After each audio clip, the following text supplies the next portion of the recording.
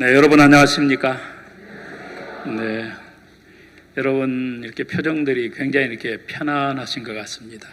아름다운 찬송, 또 은혜로운 말씀, 또 이 성도의 교제, 수양에 오니까 참 좋지요. 우리가 영육간에 이렇게 풍성한 우리가 시간들을 보내고 있습니다.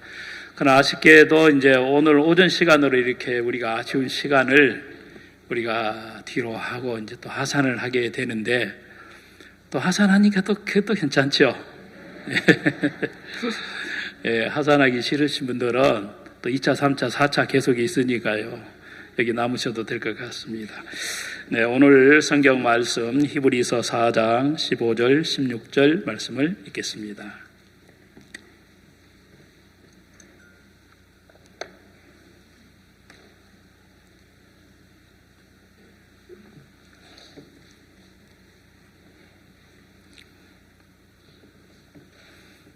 히브리서 찾으셨습니까? 죄송합니다. 14절부터 이렇게 있는데 14절부터 16절까지를 읽겠습니다. 그러므로 우리에게 큰 대제사장이 있으니 승천하신 자 곧 하나님의 아들 예수시라. 우리가 믿는 도리를 굳게 잡을지어다. 우리에게 있는 대제사장은 우리 연약함을 체휼하지 아니하는 자가 아니요 모든 일에 우리와 한결같이 시험을 받는 자로 돼 죄는 없으시니라. 그러므로 우리가 긍휼하심을 받고 때를 따라 돕는 은혜를 얻기 위하여 은혜의 보좌 앞에 담대히 나아갈 것이니라. 16절 말씀까지 읽었습니다. 하나님이 우리에게 이제 주시는 이 복음, 너무나도 이제 귀한 복음이잖아요. 예수님, 너무 귀하신 분이잖아요. 또 예수님의 피, 너무 이렇게 귀하잖아요. 그래서 보배로 표현했습니다. 보배로운 복음, 보배로운 이름, 또 보배로운 피. 바로 이 모든 것을 완벽하게 갖추신 그 예수님을 하나님이 우리에게 주셨어요. 우리 여목 목사님이 이렇게 말씀을 전하시는데, 어제 저녁에 예수님이 길을 가시다가 날 때부터 어떤 사람 봤어요? 소경을 보신 거예요. 그 소경은 자기가 자기 의지로 소경된 게 아니잖아요. 그렇죠? 출생 자체가 소경인 거예요. 스스로 볼 수 있어요, 없어요? 이제 볼 수가 없기 때문에 자기 감각을 의지해서 살아가는 삶이 그 소경의 삶이더라고요. 그런데 그 소경을 예수님이 보시고 그냥 지나가지 않으신 거예요. 그냥 지나가지 않으시고 그를 보시고 그 다음에 불쌍히 여기신 거예요. 그 십자가에 예수님이 박혀 죽으실 때 양옆에 두 강도도 함께 그날 사형을 당하게 되었습니다. 그런데 이제 한편에 있는 강도가 그 예수님을 이렇게 마주 대하면서 막 비난을 하는 거예요. 네가 참으로 그리스도냐? 네가 하나님의 아들이고 그 능력과 만물을 주관하는 그 권세를 가졌다면 왜 이렇게 어리석고 힘없이 이렇게 죽느냐? 그 많은 기적 어디가 있어? 죽은 자를 살리고 그 자연의 힘을 억제하고 풍랑을 잔잔케 하고 질병을 꾸짖고 귀신들자를 쫓아낸 그 능력 어디 있어? 이때 그 능력 나타내고 한번 나도 살려주고 당신도 십자가에 못 박히면 털털 털고 내려가면 내가 당신 믿을게 하면서 예수님을 비난했습니까? 안 했습니까? 비난을 한 거예요. 근데 그 이야기를 들은 한편의 강도는 그 사람을 되게 나무라고 꾸짖더라고. 야, 이 사람아, 자네나 나는 마땅히 죽어야 할 죄를 지었어. 십자가에 못 박혀 사형을 당하는 것이 너무 당연하다는 거죠. 이 사람은 자기 죄를 이렇게 마음에서 알고 있는 사람이더라고요. 우리는 당연히 죽을 죄를 져서 우리가 사형을 당하는데, 지금 우리 앞에 있는 이 예수님, 그분은 옳지 않는 것이 하나도 없다는 거죠. 그럼 그분은 다 옳지 않는 것이 하나도 없다, 그 말을 반대로 뒤집어서 말하면 그분이 하신 모든 일은 옳았다 이 말입니다. 그분이 하신 모든 일은 의로웠다는 말이잖아요. 그러면서 자기 자신, 우리가 한 모든 일은 우리는 불의한 자야. 근데 저분은 의로운 자인데, 왜 그 의로운 자가 불의한 자와 같은 대접을 받죠? 왜 극악무도한 죄인이 처형을 당해야 할 그 형벌을 왜 받느냐는 거죠. 아주 짧은 순간, 아마도 그 사람은 살아생전에 예수님을 만나본 적은 없었던 것 같아요. 그 갈보리 십자가 사형터에서 처음으로 예수님을 아마 만났을 거예요. 그리고 예수님이 십자가에서 그 사람들에게 이야기를 할 때 정상적인 상태에서 이야기하는 거 아니잖아요. 예? 굉장한 고통과 그 죽어가는 그 육체의 모든 어려움을 겪으면서 아주 짤막짤막하게 예수님께서 이야기한 장면이 성경에 나오는데, 7번 십자가에서 하신 말씀이라 그래서 가상칠언 이렇게 부르기도 합니다. 아주 짧은 그 예수님의 말 속에 이 사람은 자기가 누구인지, 그리고 예수님이 더 나아가서 누구인지, 그리고 자기가 살았던 이 죄악된 세상이 어떤 세상인지, 그리고 내 앞에 있는 저분이 사시고 그분이 계셨던 그 나라가 어떤 나라인지를 성경에 보니까 정확하게 아는 사람이었더라고요. 그래서 그가 예수님께 이런 부탁을 사실 한 거예요. 예수님, 당신의 나라가 임할 때 나 좀 뭐 해달라고요? 생각해 달라는 거예요. 기억 좀 해달라는 거예요. 나 같은 인간, 예수님, 불쌍히 여겨주세요. 무슨 막 그냥 예수님한테 막 떼거지를 쓴 것도 아니고 부탁을 한 거예요. 내가 부탁을 할지라도 저분이 내 부탁을 들어주지 않는다 손치더라도 할 수 없는 거예요. 원망도 할 수 없는 거죠. 그 나를 생각하소서, 이제 이 말을 우리가 또 다른 말로 생각을 하면 긍휼히 여겨주소서, 그 말이겠더라고요. 그렇죠? 나를 한번 당신이 불쌍히 여겨주신다면, 당신이 나를 불쌍히 여겨주셔서 나를 데리고 그 나라에 간다면 나는 당신의 나라에 갈 수 있는데, 그건 전적으로 당신의 뜻에 달려 있습니다. 난 당신이 불쌍히 여겨지면 당신과 함께 그 나라에 가기를 간절히 바랍니다. 그 마음의 표현이라는 겁니다. 그때 예수님께서 즉시 뭐라고 말씀해요? 오늘 네가, 언제? 네, 오늘이라는 거예요. 오늘, 지금이라는 거예요. 바로 이 순간부터 네가 나와 함께 낙원에 있으리라. 어디에? 누구와 함께? 예수님과 함께. 그래서 이제 구원받은 강도잖아요. 구원받은 강도, 정말 인간으로서 완전히 실패한 사람이고, 세상도, 이 세상이 죄악된 세상도 이런 사람은 살려두어서는 안 될 사람, 백해 무익한 사람이기 때문에 저명에 살도록 내버려 두지 않고 강제로 죽여버리는 거예요. 그렇죠? 그야말로 아무짝에도 쓸모없는 사람입니까? 아닙니까? 그 사람인데, 그 소망이 없고 죽음밖에 없었던 그 사람에게 예수님이 다 그 함께 계셔서 이제 그날부터 예수님과 함께 그는 지금도 하늘나라에 가 있습니다. 아멘? 봤습니까? 하늘나라에 간 거? 봤어요? 안 봤어요? 봤어요. 어디서? 성경에서. 어떤 사람, 나 안 봤는데. 아니, 분명히 봤어요. 하나님의 말씀 속에 하나님이 보여주셨더라고요. 그래서 나면서 소경된 자를 예수님이 보셨다. 결코 그냥 지나가지 않고 외면하지 않는 바로 그분이 우리 주님이십니다.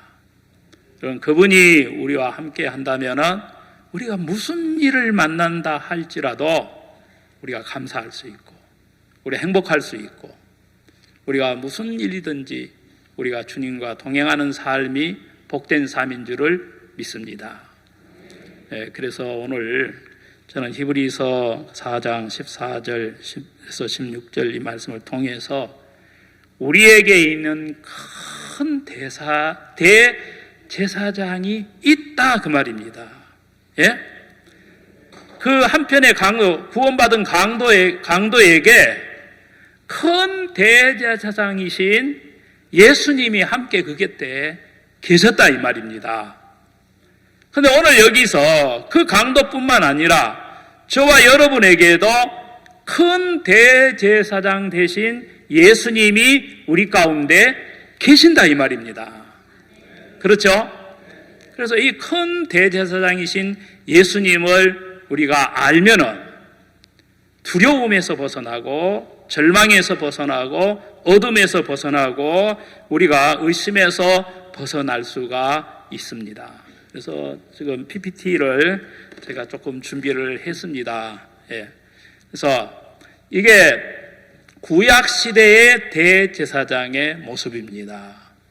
구약에 그 하나님을 섬겨야 할 이스라엘의 백성들 앞에 하나님이 대제사장을 세워주셨어요.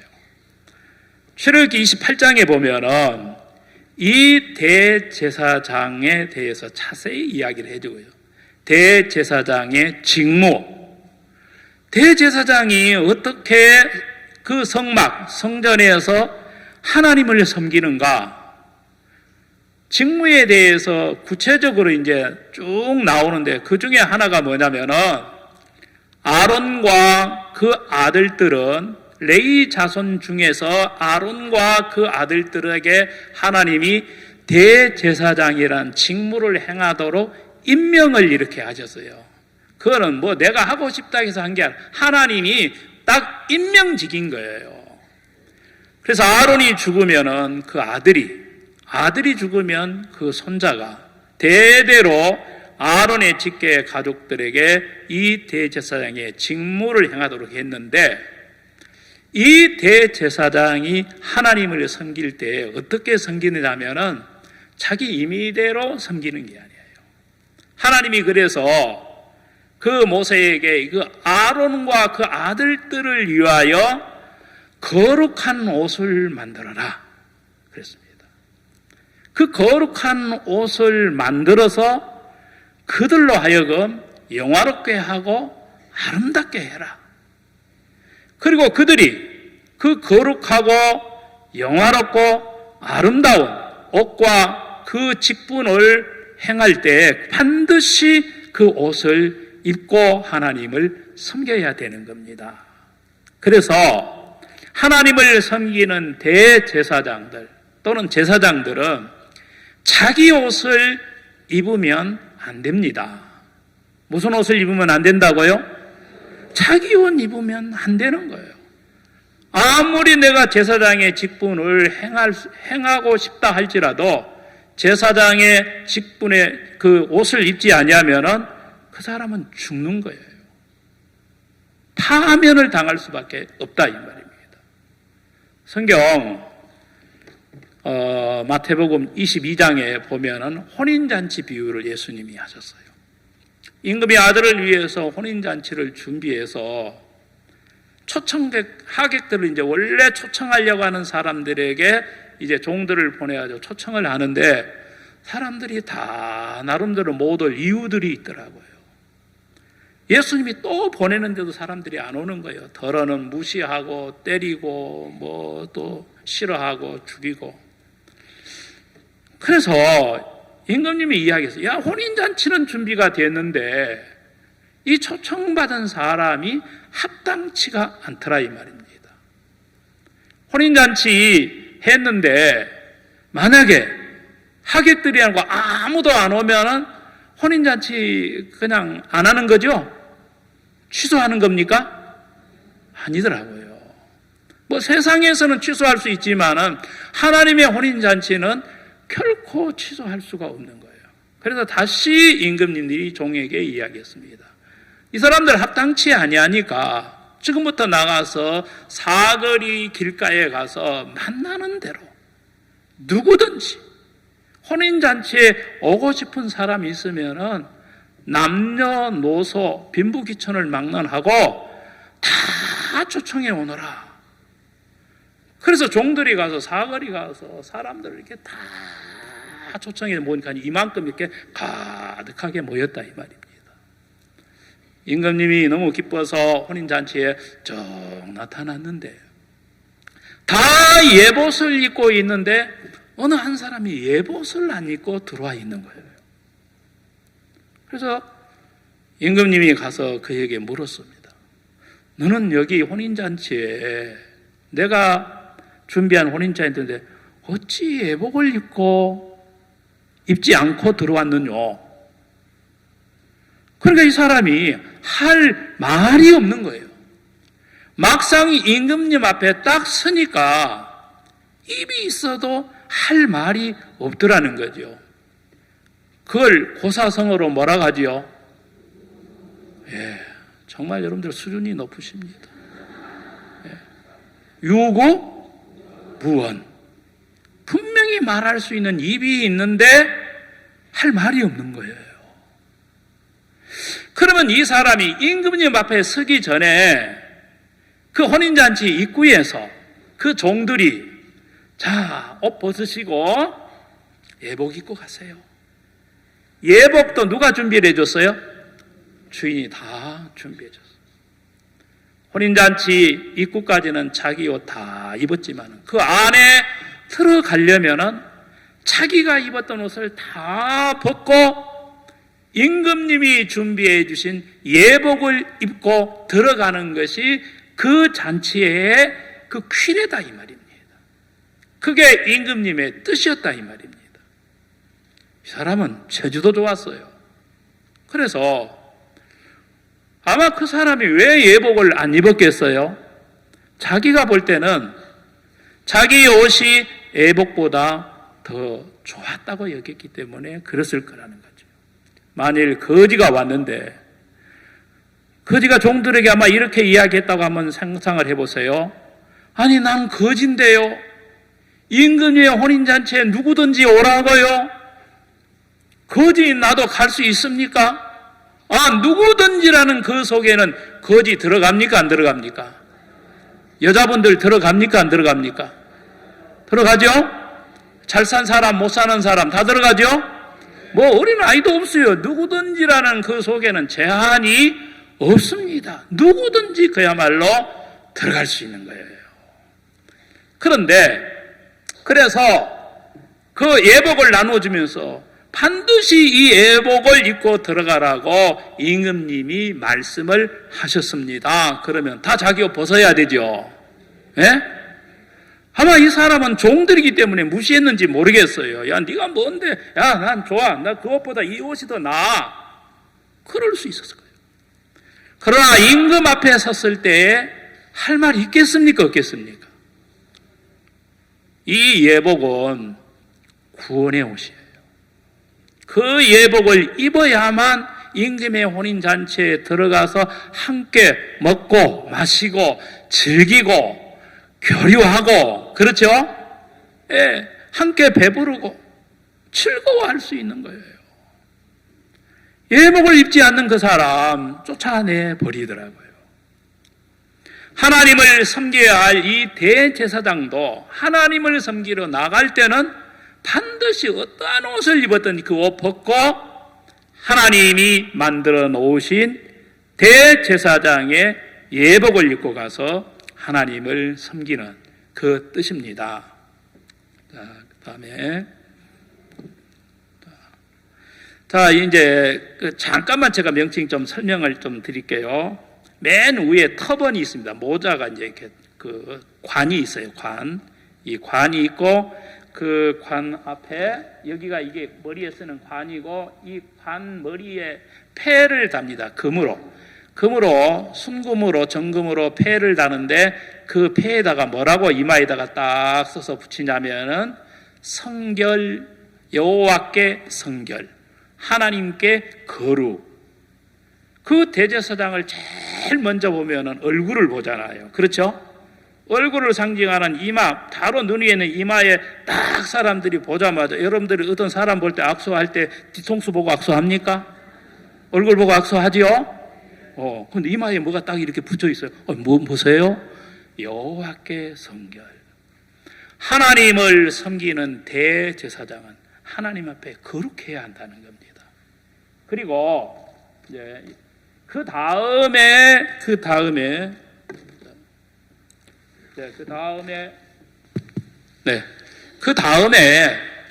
이게 이제 겉옷인데요. 아니 이제 속옷인데 하얀 세마포 천으로 만들었습니다. 그 속옷 고이는 이 겉옷 속에 지금 가리워져서 안 보여요. 한번 보여드릴까요? 그럼 벗겨야 되는데 내가 재주가 없어. 들어있어요. 속옷이 있어요. 그 다음에 이제 이 하얀 청색은 통으로 이렇게 목만 들어갈 수 있도록 딱 통으로 짠 청색 겉옷인데 이 겉옷을 입고 그 위에 이 앞치마처럼 이걸 에봇이라고 그래요. 예? 앞치마처럼 이렇게 어깨에 양 띠를 떼어가지고 딱 허리에 띠를 묶는 이제 이거를 에봇이라고도 하는데 이 에봇 여기 그 양쪽 어깨 있잖아요. 어깨. 이거를 견대라고 그래요. 어깨에 매는 이 끈을 견대라고 그러는데 이 견대 양 어깨에다가 호마노라고 하는 아주 귀중한 보석을 여기에 답니다. 떨어지지 않게 아주 잘 정교하게 짠 이렇게 묶어가지고 이 호마노 이 보석에다가 뭘 하느냐면은 이스라엘 백성들의 지파가 몇 지파예요? 12지파예요. 야곱의 12아들을 통해서 12지파가 되고 나중에 그들이 이스라엘 민족이 되는 거예요. 거기서 나왔어요. 그래서 12지파의 이름을 새겨요. 거기다가 호마노라는 보석에다가 새는데 사인펜으로 새긴 것도 아니고 볼펜으로 쓰는 것도 아니고 페인트로 이렇게 쓰는 것도 아니고 인을 새기듯이 보석에다가 금강석 같은 날카로운 이 끌로 이 도장을 새기듯이 이름을 보석에다가 파서 새겨버린다 이 말입니다. 그러면 그 보석에 새겨진 이름은 아무리 지우려고 해도 지워질 수 있어요 없어요? 예, 그 인으로 새김같이 새겼다 그는 절대로 이 하나님의 그 백성의 이름이 기록된 이름은 지워지지 않는다 그 말입니다. 없어지지 않는다 그 말입니다. 보통 보면 이제 사람이 이제 이름을 호적에다 등록했지만은 나중에 그 사람이 사망을 해서 죽었어요. 그러면 그 이름 지워요 안 지워요? 예, 세상에 있는 호적은 지워줄 수 있지만은 하나님께서 그 백성들을 대신해서 하나님 앞에 나가는 이 대제사장 어깨 위에 두 호마노에 새겨진 그 이름은 절대로 지워지지 않습니다. 없어지지 않습니다. 이 대제사장이 살아서 하나님을 섬기는 동안에는 여기에 있는 이 이스라엘 이름도 결코 없어지지 아니한다는 것을 우리에게 이야기해 주는 거예요. 알겠습니까? 그래서 이 이스라엘의 모든 지파를 이 대제사장의 양 어깨에다가 딱 짊어져 버려요. 알겠습니까? 그들의 있는 연약함도 짊어지고 그들의 불의도 짊어지고 그들의 허물도 짊어지고 그들의 질병도 골머지고 하나님께서 이 대제사장을 백성을 위해서 예비하시고 세우셔서 그 모든 백성들을 다 짊어지도록 누가 그렇게 하셨어요? 예? 하나님이 하셨다 그 말입니다. 이제 그리고 조금 내려보면은 이제 여기에 죄송합니다. 요 가슴이 있지요, 가슴. 이 에봇의 그 가슴에다는 흉패를 만드는 거예요, 흉패. 이 흉이라는 게 가슴 흉자예요, 가슴 흉자. 여러분들이 종합병원 같은 데 가보면은 뭐 내과, 외과, 뭐 정형외과, 뭐 여러 가지 이제 이게 있지만은 흉부외과라는 것도 있죠. 들어본 적 있어요? 주로 이제 가슴 쪽, 이런 쪽, 심장이나 이런 쪽을 이제 주로 가슴을 절개하고 치료하고 또 이렇게 수술을 하는 그 과가 흉부외과예요. 그래서 이 패는, 예? 패를 가슴에다가 붙인다. 그래서 흉패라고 그러는 거예요, 흉패. 이 흉패는 가로, 세로 한 뼘씩 해가지고 정사각형으로 두 겹으로 이렇게 만들어서 중간에 주머니에 뭘 넣을 수 있는 주머니를 딱 만들어가지고 이 제사장의 가슴에다가 붙이는 일을 해요. 자, 우리가 출애굽기 28장을 한번 잠깐 보겠습니다. 출애굽기 28장.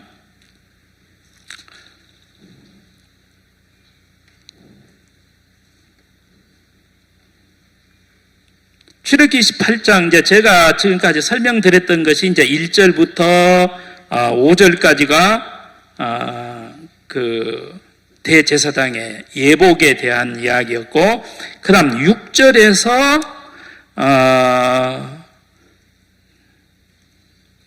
6절에서 14절까지가 조금 전에 이야기했던 두 어깨에다가 호마노의 이름을 새겨서 그 대제사장이 이스라엘을 모든 걸 짊어진 이제 두 어깨의 견대에 단 이야기고, 지금 이야기하는 이제 이 흉패는 15절부터 30절까지가 이 흉패에 대한 이 내용이에요. 여러분들 나중에 읽어보시면은 이제 제가 설명해 준 것이 잘 이해가 되실 줄을 믿습니다.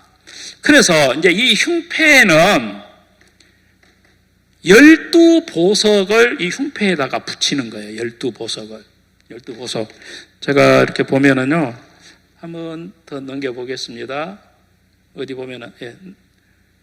이제 이 제사장의 옷이었고, 죄송합니다. 자, 한번 더 넘겨봐 주십시오. 예.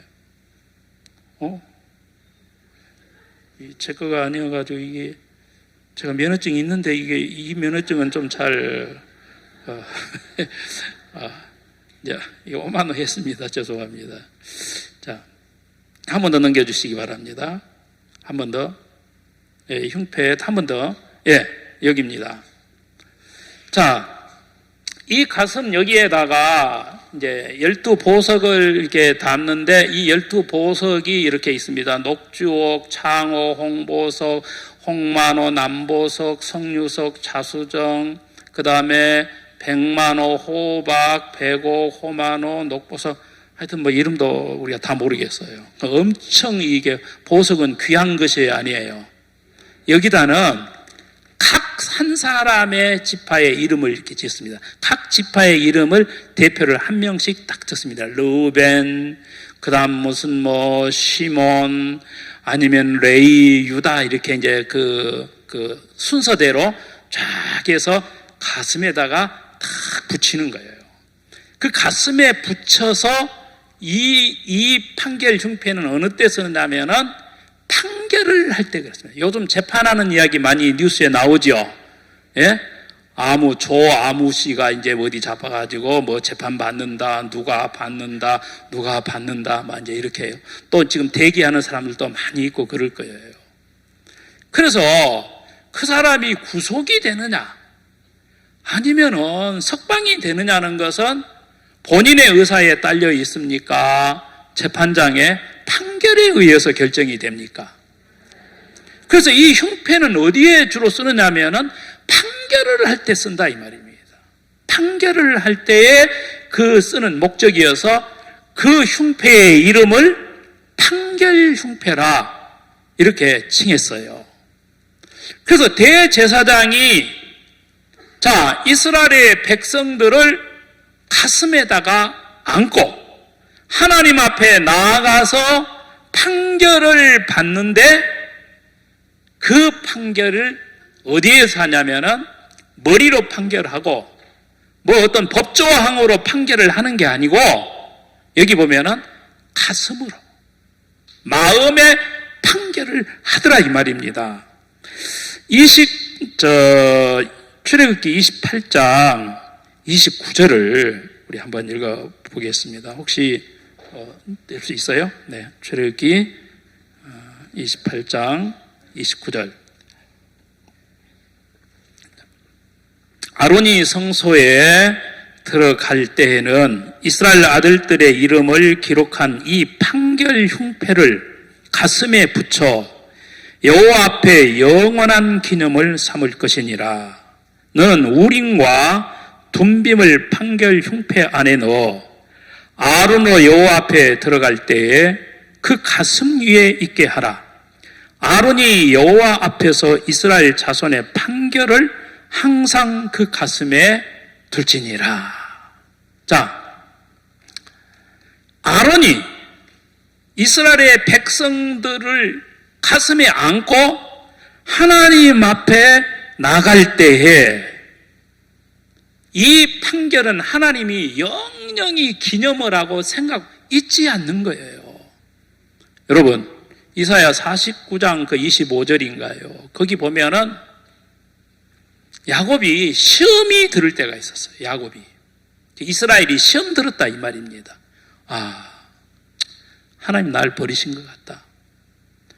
내가 기도를 해도 하나님이 안 들어주신 것 같아. 내가 하는 일을 하나님이 다 막고 하나님이 나를 은혜를 안 베풀어 주는 것 같아. 스스로 생각 속에서 그 시험이 든 거예요. 여러분, 야곱 이스라엘만 그렇습니까? 우리도 그렇습니까? 여러분도 그런 적이 있습니까? 저는요, 저 그런 적 진짜 많았어요. 사단이 그런 생각을 순간순간 주는 거예요. 하나님이 이제 더 이상 나를 쓸 수가 없나? 이제 너는 우리 선교에서도 내가 참이 쓸모없는 사람이 되었구나. 아이고, 이제 이 나이가 이제 내일 모레 가면은 이제 한 살 더 먹어요. 제가 나이를 잊고 살았었어요. 그런데 이제 12월 이번 달 초죠. 초에 주변에 보니까 독감 드는 사람들이 막 생기더라고요. 독감. 아유, 야, 이 독감 걸리면 안 되지. 독감 예방주사를 맞아야 되겠구나. 하고 생각을 해보니까 작년에 그 돈을 주고 독감 예방주사를 맞았어요. 근데 제가 듣기, 이제 65세 경로증이 나오면 이게 무료로 한다는 이야기를 들었어요. 그래서 제가 병원에 전화를 해봤어요. 한국 병원에 전화를 해봐가지고, 독감 예방 주사를 맞을 수 있습니까? 그러니까 맞을 수 있다는 거예요. 그 65세 이상 되면은 그 무료로 접종을 합니까? 그러니까 무료로 한대요. 그러면 거기 병원에 가면은 지금 맞을 수 있습니까? 그러니까 오면 된대요. 그래서 갔더니 약이 다 떨어져 버렸대. 이제 벌써 다 맞아가지고 병원에서 자기에게 있는 병원에 그 약이 다 떨어졌으니까 보건소로 가라 그러더라고요.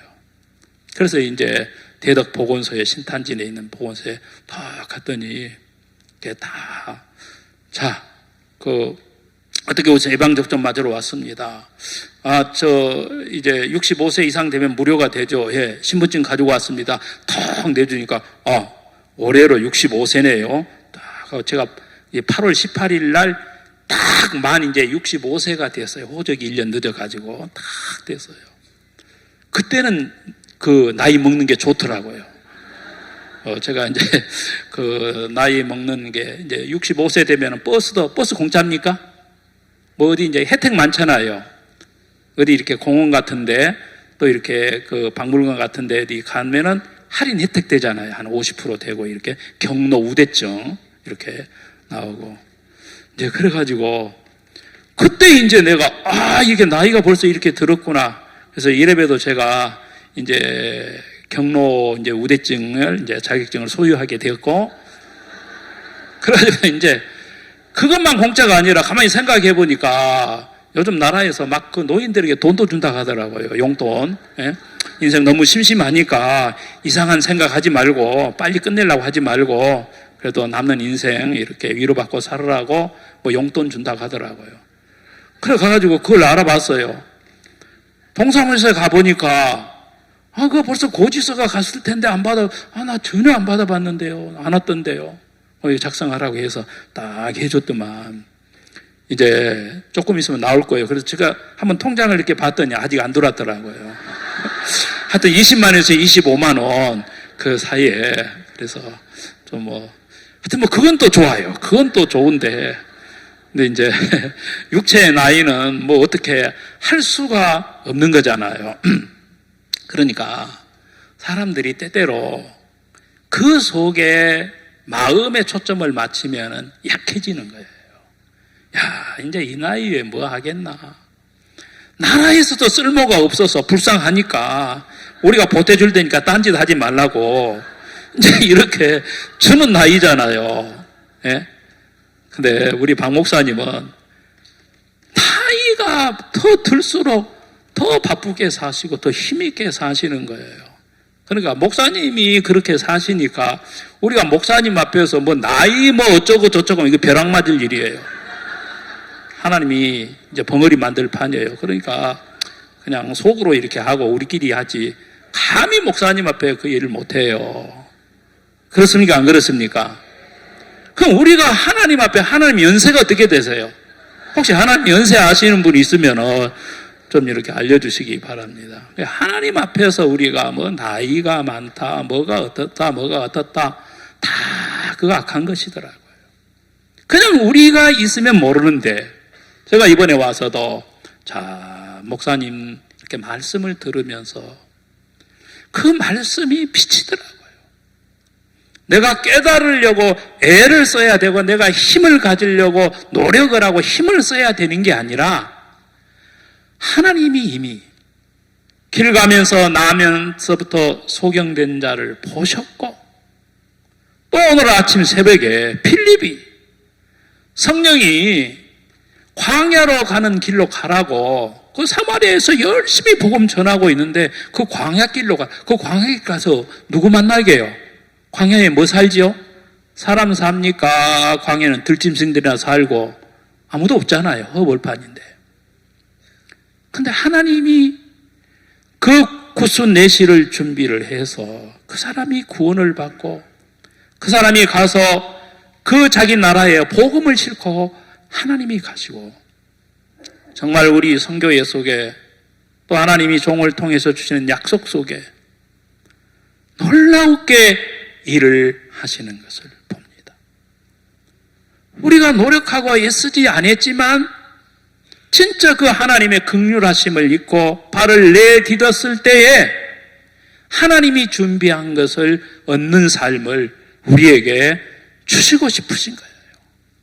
그래서 그 말씀 앞에 우리를 하나님이 이렇게 모아주시고 이 귀로 듣게 하시고 우리의 마음으로 그것을 담아서 정말 하나님 앞에 남는 삶을 그렇게 은혜 안에서 살기를 하나님이 우리에게 원하신다 이 말입니다. 그래서 이 대제사장이 이스라엘 아들들의 이름을 기록한 이 판결 흉패를 가슴에 붙여가지고 이 붙였다가 이 뗄 수 있는 게 절대로 이거 뗄 수가 없도록 아주 공교하게 짜서 영원한 뭘 삼아요? 기념을 삼는 거예요. 영원히 이걸 기념을 하라는 거예요. 여러분 제 자동차에 내비게이션이 있어요. 여러분들이 가지고 있는 자동차에도 있습니까? 이거 그 이야기 하면 사람들이 이거 뭐 자동차에만 있나? 휴대폰 다 내비게이션 기능 다 있죠. 정말 내비게이션이 고마운 거예요. 한 번은 우크라이나에 갔는데 우크라이나에 박성수 선교사님이 있어요. 근데 거기서 이제 뭐 강연하러 가고 또 이렇게 어디 이제 막 가는데 그 선교사님 차를 탔거든요. 운전을 딱 하는데 거기서 그 우리가 가고자 하는 우크라이나 키예프 이렇게 시내에 그 내비게이션 안내를 하는 거예요. 그럼 우크라이나에 있기 때문에 그 안내 음성이 어느 나라 말로 나와야 정상이에요? 우크라이나 말이나 러시아 말로 나와야 되는데 한국말로. 한국에 그 나한테 안내를 해주는 그 아가씨가 거기도 왔더라고. 내가 가서 그런지 글로 언제 왔는가. 그러면 나 따라왔더라고요. 그래 해가지고 50m 앞에서 좌회전 하세요, 우회전 하세요. 한참 들었어요. 왜냐하면 거기에 우리 한국 사람, 한국 선교사님, 한국에 있는 목사 이렇게 탔기 때문에 당연히 하다가 여기가 우크라이나이잖아. 아니 근데 어떻게 한국말로 이렇게 안내가 나오나? 구글 무슨 앱에 그 한국말로 하는 게 다 나와 있대요. 그 다운 받아가지고 쓴다는 거예요. 아이고, 우크라이나에 가면은 길 모를 때는 딴 거 없어. 자동차죠. 내비게이션은 자동차 딱 틀고 그 자동차 내비게이션이 안내하는 대로만 딱 가면은 길 몰라도 다 갈 수 있어요, 없어요? 야, 옛날에 내비게이션 없을 때 사람들 진짜 고생했구나. 처음 가는 길, 내가 알지 못하는 길, 특별히 아주 비 오거나 깜깜한 밤에 안내판도 없고 아무 안내자도 없을 때 내비게이션 없다면은 우리는 얼마나 고생을 많이 하겠습니까? 내비게이션이 있어서 너무 좋은 거예요. 여러분, 이 성경이 바로 하나님이 우리에게 주시는 우리 신앙의 내비게이션이로구나.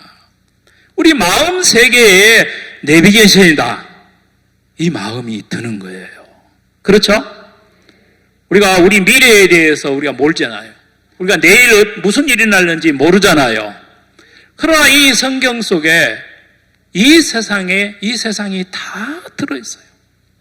알파와 오메가 되시는 하나님의 마음을 이 성경 속에다가 다 입력을 시켜 놨더라는 거죠. 우리 눈에 안 보이지만은. 그러나 내가 가고자 하는 주소 딱 입력을 시키면은 안내를 하듯이 하나님이 우리에게 주시는 이 내비게이션 같은 성경 속에 지금 대제사장이 연약한 백성을 위해서 하나님 앞에 나가서 그 모든 것을 대신을 하는 거예요. 죄를 백성이 짓는데 내가 지은 죄는 백성이 스스로 사할 수 있습니까? 하나님이 제사장과 대제사장을 통해서 구약시대에도 속죄를 하도록 그렇게 하셨습니까? 죄는 백성이 짓지만은 죄를 씻는 것은 백성이 씻는 게 아니에요.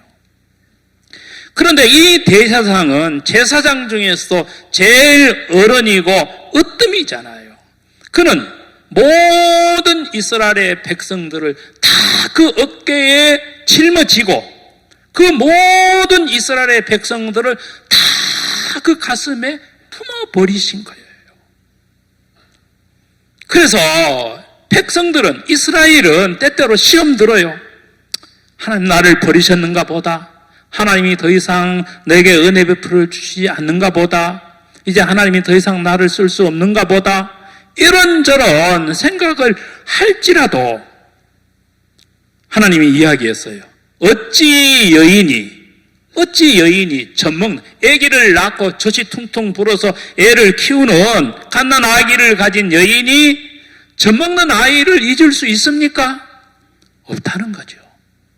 그런데 인간이기 때문에 혹시 그 여인은 잊을지라도 나는 너를 결코 잊지 아니하리라. 너는 내 앞에 내가 내 손바닥에다가 너의 이름을 새겼어. 그리고 네 성벽이 내 앞에 있어. 절대로 잊는다는 거예요. 잊지 않는다는 거예요. 네. 우리의 모든 짐을 예수님이 양옆에에 지셨어요. 세상 죄도 지셨지만은 시편에 보면은 날마다 우리의 짐을 지시는 주님이라고 그랬습니다. 오늘 또 우리의 마음속에 일어나는 우리가 해결할 수 없는 모든 무거운 짐을 그 백성을 위해서 대제사장이 구약시에 짓듯이 이제 우리에게 영원한 대제사장, 하늘의 대제사장이신 예수님을 하나님이 우리에게 주셨습니다. 그래서 그분은 우리들의 허물과 우리의 연약함과 이 모든 것을 그분의 가슴으로 다 안아버리고 쌓아버리셨습니다. 우리가 히브리서 2장을 한 것 더 보겠습니다. 히브리서 2장. 아까 제일 처음에 거기에 나왔던 이야기인데요. 2장 17절, 18절.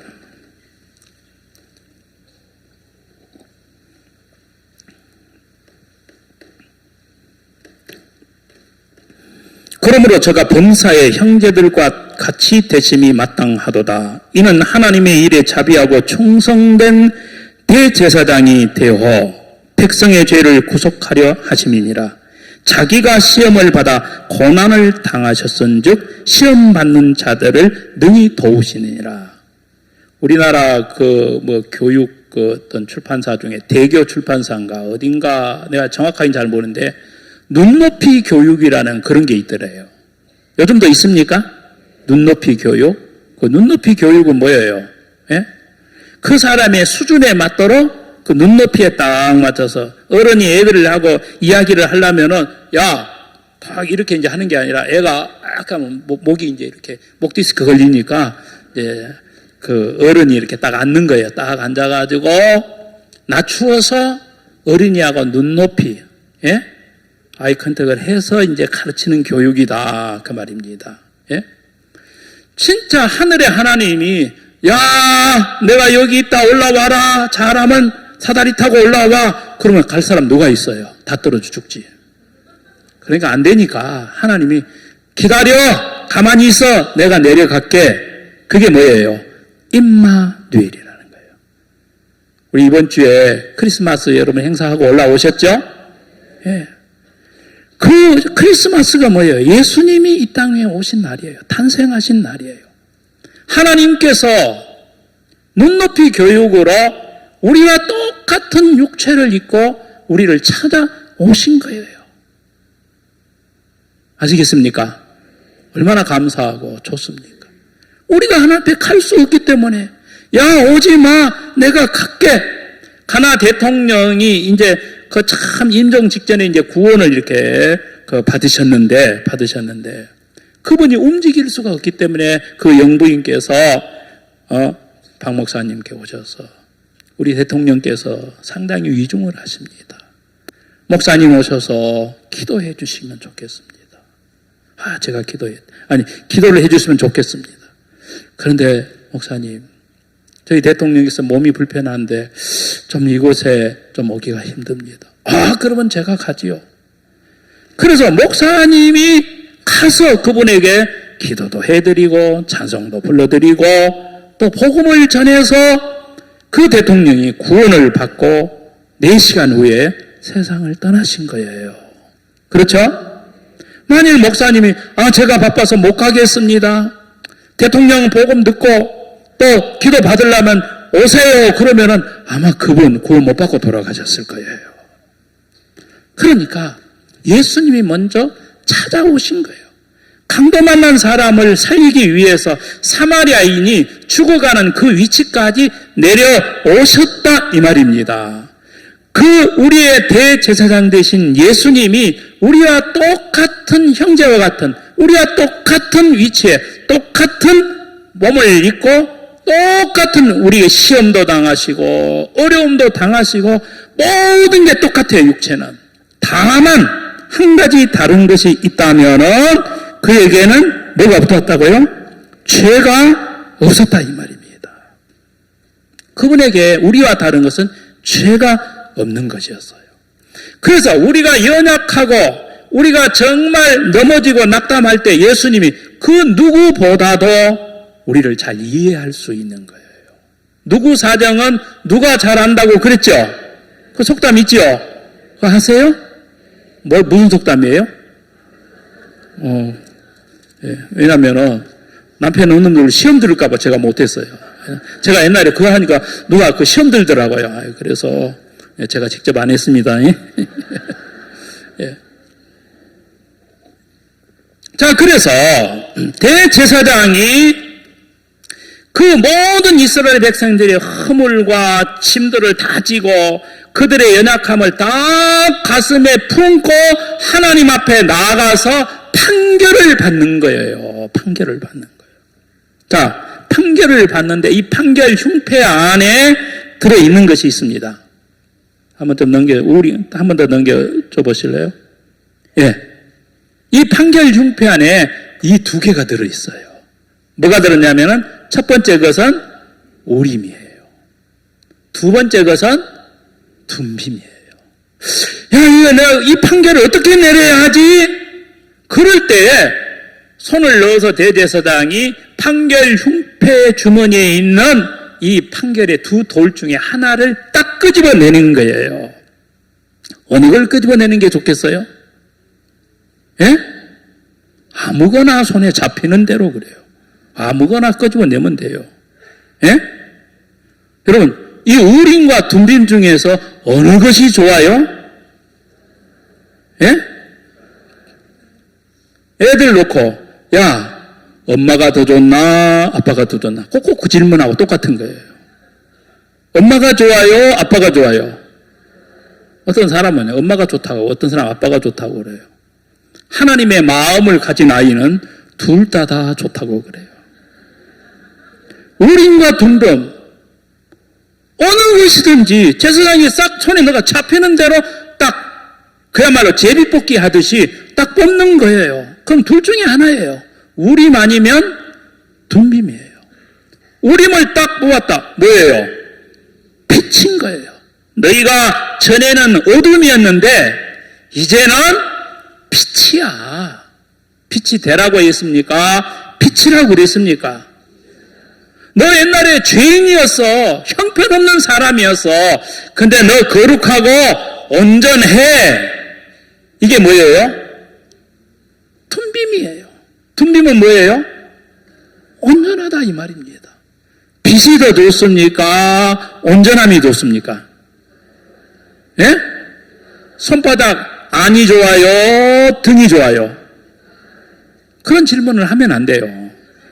그냥 그 창세기 13장에 보면은 애굽에 이제 아브라함이 내려갔다가 이제 올라올 때 이제 자기 조카 롯하고 갈등이 생겨서 소유도 많고 막 문제가 생기니까 아브라함이 딱 롯을 부르는 거예요. 롯을 딱 부르자마자 제일 먼저 한 말이 뭐냐면은, 야, 너하고 나는 우리는 골육이야, 골육. 우리는 한 골육이다 이 말입니다. 그 골육이라는 말이 뭐냐면은 한 몸이라는 말이에요.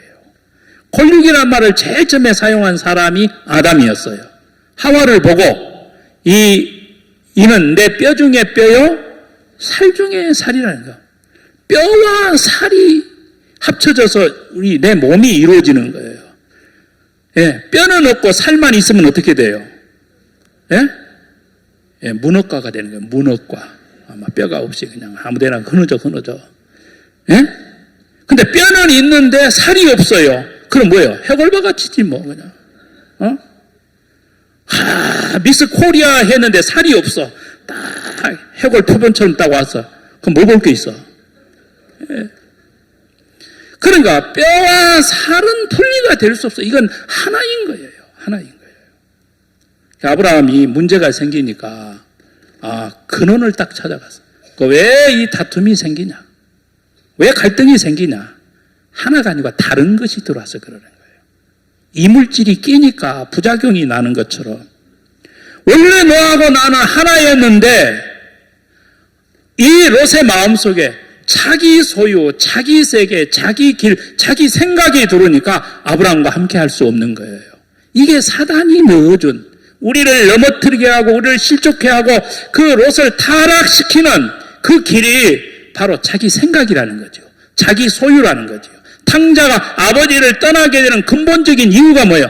아버지에게서 나왔고 아버지와 하나인데 그는 어느 날 아니야, 이거는 내 거야. 내 세계가 있고 내 나라가 있고 내가 하고 싶은 계획이 있고 내 길이 있어. 그러니까 아버지를 떠나는 거예요. 아버지 집에 사는 것이 불편한 거예요. 다른 것이 들어왔을 때. 보아스가 이방 여인 룻을 제일 먼저 만나 제일 첫 번째 한 말이 뭐냐면은 내 딸아 이삭을 주우러 다른 밭으로 가지 말라고 그랬어요. 어디로 가지 말라고요? 내 밭에 있으면은 먹을 것도 있고 마실 것도 있고 또 여기 있으면 이제 한 움큼도 되고 나중에는 부인이 되어서 이 보아스하고 룻이 하나가 되는 세계예요. 근데 이 아브라함과 롯의 세계는 하나인데 롯이 스스로 아브라함을 떠나버리더라고요. 왜? 자기 소유 때문에. 그래서 아브라함이 네가 우하면 내가 좌하고 네가 좌하면 내가 우하겠다. 그러니까 롯은 뭐 어디가 좋은가? 저쪽 요단 들이 너무 좋네. 에덴 동산 가는데 저기만 가면 성공 끝 행복 시작. 아니 행복 끝이 아니고 불행 끝 행복 시작하고 딱 갔는데 행복 끝 불행 시작인 거예요. 그게. 그렇죠? 근데 아브라함은 어느 것이든지 좋아요. 네가 좌하면 내가 우하고 우하면 좌하고 이게 우림과 덤빔의 마음이더라고요. 아브라함의 마음 속에 이 대제사장의 판결 흉패와 같은 마음이 있는 거예요. 하나님이 우리에게 주시는 것이 가장 좋은 거예요. 내가 볼 때 이게 좋다 나쁘다 그 마귀가 가르치는 선악의 기준이고 하나님이 볼 때는 항상 좋은 걸 우리에게 주셨습니다. 아멘? 예. 그래서 이제 마지막으로 우리가 히브리서 아까 제일 처음에 읽었던 그 본문 말씀. 그러므로 이제 우리에게 큰 대제사장이 있다 이 말입니다. 바로 그분이 누구냐? 승천하신 자 곧 하나님의 아들 누구시라고? 이 예수님이 있다 이 말이에요. 내비게이션 하나만 있어도 내가 길 모르고 어둡고 초행길이라 할지라도 안전하게 갈 수 있듯이 내가 넘어질지라도 나를 일으켜 주시고 내가 설령 실수하고 허물이 많을지라도 내 모든 그 허물과 연약함을 다 짊어지고 가슴에 품고 하나님께 나가서 판결을 딱 받아오는데 너는 빛이다. 너는 완전하다. 거룩하다. 이 판결 하나님 대제사장인 아론이 하나님께 받아서 우리에게 줬다 이 말입니다. 그러니까 감사하죠. 안 그렇습니까? 누구든지 간에. 그래서 이런 큰 대제사장 우리를 위해 십자가에 죽으시고 다시 사신 하나님의 아들 예수다 이 말입니다. 이 대제사장은 우리의 연약함을 체휼하지 아니한 자가 아니요 모든 일에 한결같이 시험을 받는 자로 돼 죄가 없다. 그래서 우리가 때를 긍휼하심을 입고 하나님의 긍휼 나를 기억하소서 하는 그 하나님의 그 기억하심을 우리가 힘입어서 때를 따라 언제든지 돕는 은혜를 얻기 위하여 은혜의 보좌 앞에 나갈지니라. 그래서 이 대제사장이 그걸 들고 이제 밖에 나중에 보면은 어디로 가나 이게 그 쉬운 자 밖에 나오는 거 그거 하나 딱딱딱 예 이제 쉬운 자 이 밖에가 있습니다. 은혜를 베푸는 자리다 그 말입니다. 그렇죠? 그 모든 연약함 다 짊어지고 모든 부족함 다 우리의 허물 다 가슴에 품고 가서 우림과 덤빔의 판결을 탁 받아와서 이 우리를 하나님의 은혜의 보좌 앞에 담대히 그러므로 형제들아 우리가 예수 피를 힘입어서 하나님 은혜의 보좌 앞에 담대히 나가라고 했습니까? 안 했습니까? 했습니다. 그래서 박 목사님께서 이 은혜의 복음 담대히 하나님께 나가는 이 복음을 우리에게 전해주셨고 또 목사님께서 그 은혜의 복음을 전 세계인을 가슴에 품고 마치 예수님의 그 심장으로 예수님과 같은 대제사장의 그 마음으로 가서 모든 민족과 모든 사람들을 하나님 앞에 은혜의 보좌 앞에 이끄는 그 일을 하시고 또 우리가 그 일에 함께 참여할 수 있고 또 하나님이 올 한 해와 새해를 또 이렇게 수양회를 통해서 우리에게 은혜를 베푸시고 은혜의 보좌 앞에 나올 수 있도록 이끌어 주신 주님 앞에 감사를 드립니다. 기도하겠습니다. 하나님